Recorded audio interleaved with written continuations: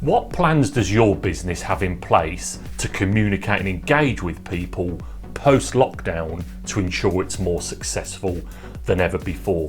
You know, I get that there's so much out of our control at the moment. I get that there's so many things we can't do anything about, but we can plan, think and invest our time into what's next for our business post-lockdown. And I want to share with you two mega examples of companies that have done that and are seeing that right now massive growth in their success. Amazon are currently experiencing $11,000 per second being spent with customer spend. $11,000 per second. Wow, that company is now worth $1.14 trillion. Now I get that Amazon has some critics about the way it works.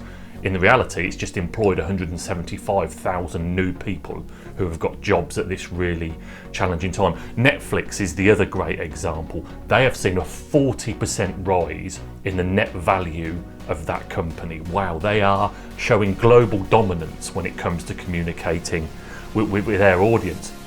Again, I get that they're big ticket examples and they can invest millions of dollars into what they sell and what they do, but the principles that they've put in place are no different that any business can use, either big or small. They've spent time putting investment and hard work and planning always into thinking about what's next. Remember, Amazon just started off as a website that sold books.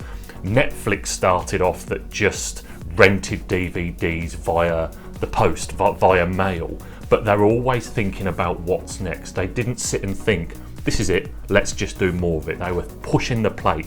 They were thinking what's next. And that's what you need to be doing right now. Once again, I get it's a tough time. I get that we're all monitoring our self-behaviour. We're using so much of our brain power just thinking around what's next and what's going to happen and will our lives ever be the same again? I'm exhausted, you're exhausted. People tell me all the time that they're just exhausted even though they've got less to do.